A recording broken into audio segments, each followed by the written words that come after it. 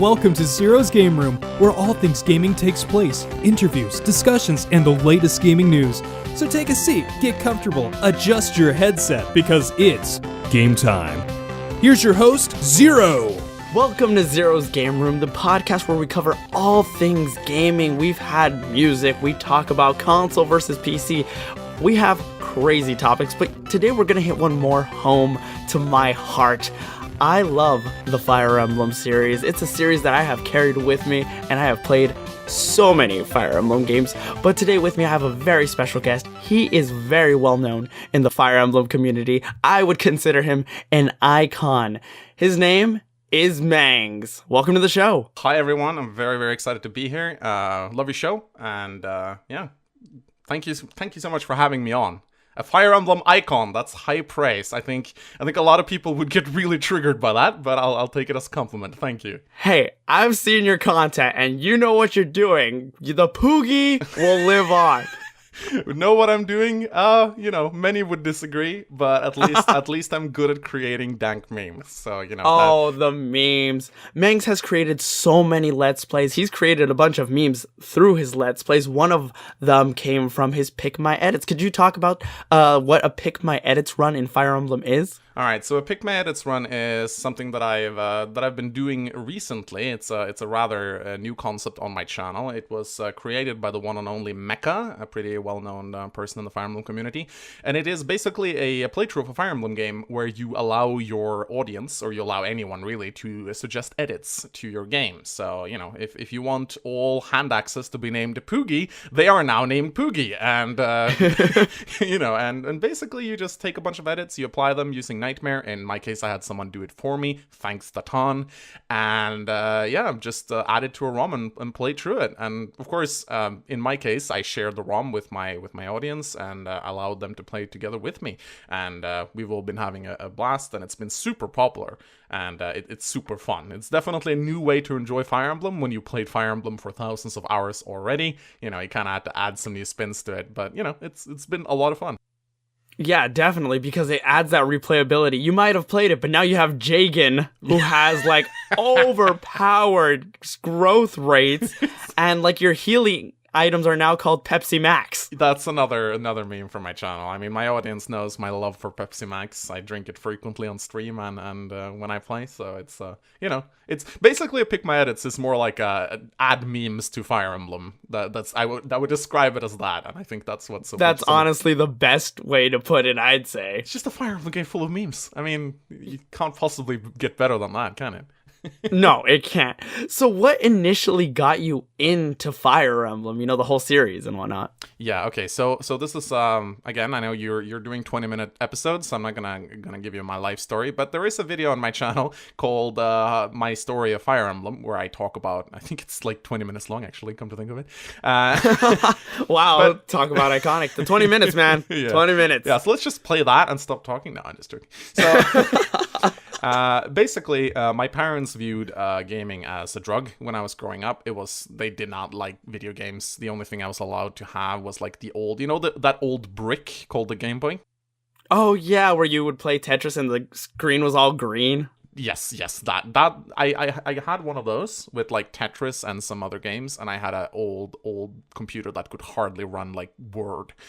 And one day I discovered emulators, and I was I was in heaven. I mean, I could finally play all those games that my friends had, Super Mario, Zelda, Super Smash 64. Oh my god, that was one of the, I mean, I ran it 5 FPS, but I didn't care. I got to play. Hey, you got there. I got to play my video games, but it wasn't until I discovered Fire Emblem 7. That was the first game I played.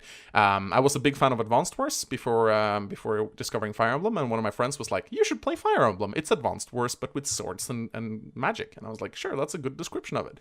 And I started playing Fire Emblem, and I fell completely in love with it. I mean, I was obsessed over it I've never been obsessed with a game before. I think it just hit all the buttons for me. It complete home run in everything I love in a game, like combined into one.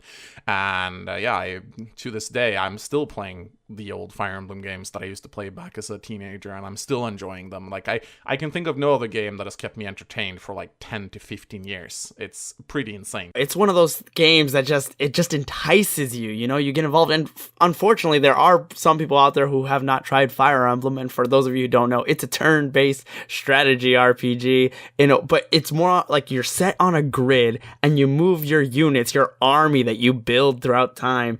And yeah, it's like you said, it's like Advanced Wars with like swords and magic. And cute Pegasus ladies.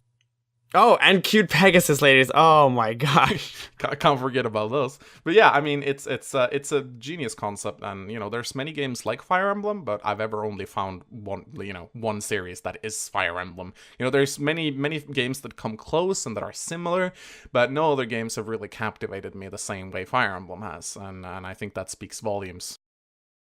Yeah, definitely. And there have been many times where Fire Emblem, I would consider, can sometimes be unfair. Not only because a majority of them, like, sometimes. what is it, 1 through... More like all the time. 1 through 6 was only released in Japan. Granted, now there are ways you can play it. Like, if you get a Super Famicom, you could still play the games. And I think you've actually done that, right? That's correct. My introduction to the Japanese-only games, aside from Fire Emblem 6, which I played with a translation patch, Fire Emblem 3, 4, 5, I played on the cartridge. I took a trip to Japan with my friend. We saw a Super Nintendo, and we were like, shit, we're gonna buy this. And we bought all the Fire Emblem games that we could find, and we played through it over the course of 3 summer vacations together. He knew Japanese, barely. He translated the story as well as he could. We both took turns controlling half our army each. And it was some of the best times I've ever had in gaming. I think those moments I spent together with my friend playing these old Japanese Fire Emblem games, I think that was kind of what did it for me. That's what sold me and made me like a hardcore fan. And that's quite the dedication to sit down and play a Japanese game and just play it through. Like, that's intense. Like, that's a true heart of a Fire Emblem fan. And it kind of made it a bit mystical because we didn't always understand what was going on. He was like, okay, I think she's mad. I think she's mad at Marth now. And that old man, he's definitely evil. He's doing something. And that guy is very worried. I don't know what's going on here, but I think, yeah, that they definitely kidnapped that girl now. I was like, okay, cool. What's going on now? It just adds to the magic. It added to the mystery of the playthrough because we didn't always know what was going on, and it made us guess a lot. Yeah, and that creates that fun, that excitement, the unknowing. But going back to it being unfair, what are some experiences you've had with being unfair difficulty-wise? I mean, like, Fire Emblem by its very nature is, dictated by a random number generator between 0 and 100. That's like the essence, the soul of the Fire Emblem gameplay, is that you'll always have it. Like, damage is determined by a calculation, and there's a lot of things that are determined by calculations. You always know how much damage you're gonna do. You just add your might and subtract the enemy's defense. That's not gonna vary, but there's always that hit chance, and I think, and of course the crit chance, and there's crit chance is 1% still gets crit. The dreaded 1% critical. There's always going to be that 70% chance to hit, and no matter how good you are at strategizing, there's always going to be that chance that you just missed that 70% hit, and now your guy's dead. And I think that element of randomness is what's so enticing about Fire Emblem, because it's a little bit about gambling, and I think I get the same joy. Now, I'm not a gambler, but I think I get the same joys out of Fire Emblem that a gambler gets out of rolling a die. Because it's like, okay, there's the 70% chance of success. Do I feel courageous enough to take this chance? And then you go in and you're like, yes, I got the hit, and it feels great. And I think that's a dopamine rush right there when your strategy works. And it feels awful when that 90% hit misses. And I think that randomness is a very big deal in Fire Emblem. And I don't think enough people realize that. It's basically gambling in a video game It really format. is. It's a high risk, high reward type of thing. Exactly. Do I take this unit in? Do I have enough confidence? I see this whole crowd. Can my knight take it out? Then you see a mage appear out of nowhere and completely wreck.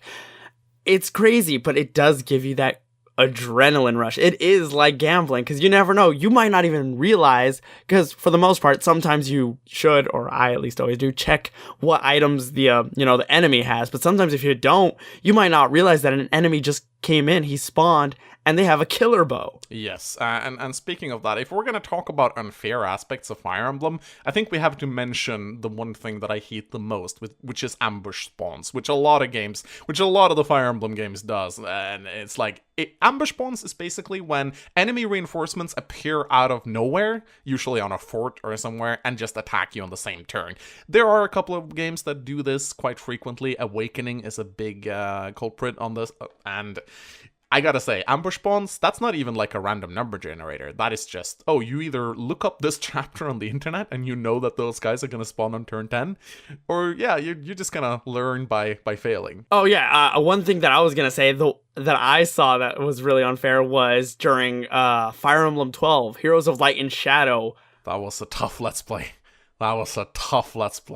I watched it through and through. You actually did? Oh wow. I did. I was one of the few people who would comment on it and see it through, and I was upset when you stopped, I think around episode 28, and then picked it up months and months later. I mean, I had to worry about my mental well-being, you know? I mean, that game drives you nuts. It really does, because there were so many random aspects. Depending on what square you were on, the enemy behavior would change. Absolutely. You know, the people who programmed that game, I think they did it as like a cruel joke. They wanted to see how much suffering they could cause with that game. Because I swear to God, there's a map where it's like, this Wyvern Knight is floating around in the sky, and you can't reach it, unless you have a flying unit, which you don't have at that point. And it will attack you if you move this unit 2 spaces to the left. If you don't do that, it will not attack you. It will just ominously, like, it will just fly around in the air, like, looking at you, being very intimidating. Like, I might attack you, I might not attack you. You don't know what I'm gonna do. Oh, you moved your archer. I'm gonna go kill your archer. And it's like, oh, Jesus Christ, that is just so unfair. But for all the torment and suffering it did cause me, makes for damn good entertainment. So oh boy, does it, man. There were some episodes where it was just you restarting, and like it was just so cheap, and you'd get so angry. And yeah, other games like that. I think another favorite of mine was your Radiant Dawn when you had your guests on. Oh my God. Oh, yeah. Mr. Antonym. F you hard mode became a staple quote from him that many people kept repeating. That was, I mean, yes, I totally should not have done my first playthrough on hard mode, but I am a little bit of a Fire Emblem elitist, and I feel very soft if I don't.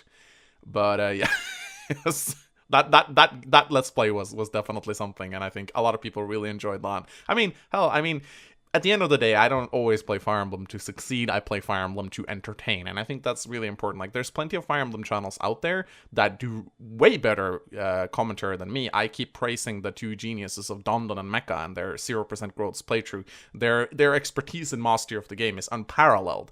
What I do is entertainment. I play Fire Emblem for entertainment. Of course, I'd like to think I know a lot about the game too, but at the end of the day, I could cut away all my failings. I could edit out all of my mistakes and just include my good parts and go, look how good I am at the game, you know? See how master I am. Like, I make 0 mistakes because I edit them all out. But no, I keep all the mistakes in because watching someone screaming to the microphone and destroy his keyboard, that's a lot of fun. It gets you likes. It is a lot of fun. And then when you actually succeed, it just makes it more triumphant. You know, we, as the viewer, like, yes, Mangs did it. He did it. Oh my gosh. And then sometimes you'll risk it all and it works out. Yeah, it's amazing. Like, when I did my my Fates live stream, and I think I spent, like, Conquest Chapter 26, I think I was 15 tries, I think, before I got it right. And on that 15th try, I mean, I was tired. I didn't even have the energy to shout, but my chat went crazy. And that's fun. If I just cut away or just ignore all those other parts, we wouldn't have had that. And I think that's important to keep in. I don't care. And that's why you often, like, when you introduce me, like, as an icon or a Fire Emblem master, I said there's going to be a lot of people who get really upset with that, because there's a couple people in the Fire Emblem community who goes like, Mangs is really bad at Fire Emblem. And, that's fine. I am fine with people saying that, because I know that this channel is primarily for entertainment, not to show everyone how masterful I am. Yeah, you're not this perfectionist elitist. You show, and that's what I think I like the best. You show the authentic side of Fire Emblem, because it can be unfair.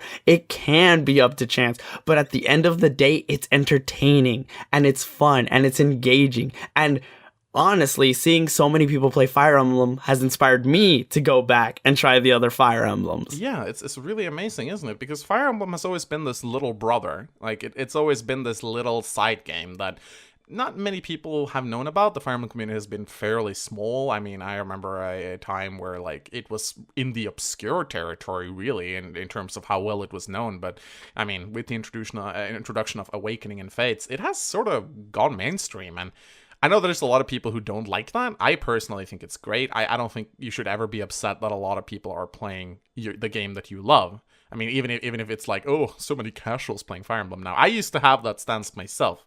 But I am, I maybe I've grown soft in my older age, but I just think it's great that a lot of people is playing Fire Emblem. I think everyone should be able to play it the way they want to play it. Definitely, because I started off with like Fire Emblem 7, not really knowing what it was about, then found out about the GameCube, Path of Radiance and Radiant Dawn, and I'm happy to see that Awakening was, the point that brought it to the mainstream. Now more people are playing it, and it has become crazy. I mean, look at what's coming up next, and that's kind of what I wanted to talk about last. Oh yeah, Echoes, baby. Man, you know what it's time for. It's Fire Emblem Shadows of Valencia. Oh boy. How excited are you? I am both excited and terrified at the same time. Okay. Why?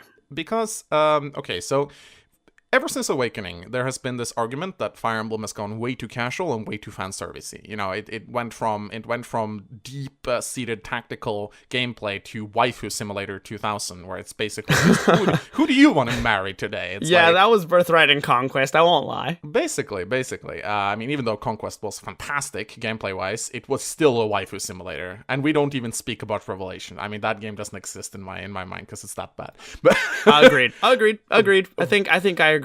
I mean, what Revelation? I mean, there was only 2 routes, right? And basically, most of the complaints that people get is, it's getting way too casual. I mean, it's all about waifus. Can we not have some of the old things back? And then Intelligent Systems goes like, oh, you wanted hardcore veteran old school Fire Emblem? Sure, we'll just remake Gaiden. And not even a remake, like not even just a familiar remake. Like, they're remaking it down to almost every single mechanic. Like, there are of course some updates and things such as growth rates. Thank God for that. But god damn it, I mean, they are really making a remake with a big R, like a capital R. They are redesigning, like, they are using the same maps, they're using the same units, the same spells. I mean, exactly, and how like the mechanics about how you use your magic, you use some of your HP and just and oh, you want an avatar? No. Oh, you want marriage and shipping? No, you ain't gonna get that. Oh, you want children? Oh, you want pairing units? No. You want children? No. Well, you ain't gonna get any of those things. And I'm like, I'm actually a little bit terrified. Like, the old school veteran in me is going, oh, yes, I'm so excited for this, finally an old school game. But at the same time, I'm going, is it really wise to cut away all of those fanservy elements that brought so many people into the series? I'm just thinking about some random Awakening/Fates fan who picked up the game recently, and they look at Echoes and they go, oh, that's a sequel to that game I really like, and they pick it up and they're like, where are all the waifus? Yeah, what's going on? Why can't I create my character? It can be a bit scary. It's a little bit daunting. But from what I've seen, I like the mechanics they're bringing back, and how like the archers are going to be more viable than they have been. Finally, I mean, archers have been left in the shadow for so long. Finally, we're getting good archers. It's about time. I mean, we did used to have good archers in Gaiden, which is why they're good again. But yeah, it's part of me kind of wish that maybe they didn't go so extreme in the remake. Maybe they, take some aspects from the casual games and implement them into Echoes, because I'm afraid that what's gonna happen is they're gonna go, maybe, okay, let's say that Echoes don't sell as well. Let's it's already out in Japan, but we don't really have any choice. But let's say it doesn't sell as well. What are people gonna go say? They're gonna say, oh, well, you removed fan service and now they didn't sell as well. That's going to be their argument. And that terrifies me because I want it to sell well, because I want to go like, hey, here's an old school Fire Emblem game. Look how good it is. Look, it can sell well. Now we can get more games like this. But I'm afraid that they're going too far, too extremely in one direction. They're taking the feedback they got from Fates, and they're going like, okay, let's listen to all of the feedback. Maybe a little bit extreme, but hey, I guess we'll have to wait and see, but all I know is I'm excited to pick up Alm and Celica and see where this game takes me, because it's revisiting an old, very difficult, very outdated game and creating this new, even though they're using the same maps, updated graphics and new mechanics that you might have forgotten about. What I will say is that Shadows of Valencia looks stunning in its are you kidding me? Yeah, especially when you're like dungeon crawling and everything. Oh my gosh. The characters, they all look like, I'm gonna go on a limb and say now I did not like the artwork for Awakening and Fates. I thought they had some good designs, but on average, I did not find those games very pretty to look at all. No, I agree. And no feet on the character. That was a big problem. And Fates, my designer Mina, she gave a very valid criticism to Fates. She said nothing has weights. The horses jump around like they're made of Play-Doh. Nothing has weight. Nothing has weight to it. Think of the generals in the Game Boy Advance games when they walk, the screen shakes. Oh, they walk, ching, ching, and they don't even run or anything. Like in Awakening, they would run and stuff. No, they would have to throw if they had an axe, they'd throw it, and the chain would pull it back to them. Yeah, everything had weight, whereas in Fates, everything looked like it was made out of cardboard. And in Shadows of Valencia, everything looks great. Like when you attack someone, the animations, they zoom in on the character and they draw their weapon while they're running. It looks so good. And the design, the redesigned characters, I have completely expressed my love for Claire, the Pegasus Knight. She is by far one of the most gorgeous female designs I have ever seen, and she's showing no skin. I'm just gonna put that out right there. You can do fan service without showing any skin, and I think that's really cool. I agree. Well, thank you so much, Mangs, for being on the show. I cannot wait to see what's up next, not only on your channel, but what Fire Emblem has in store for the future. Yeah, I am very excited for the future as well. Wow, I can't believe the 20 minutes are already up. Had a blast talking to you. Very, very happy to be on the show.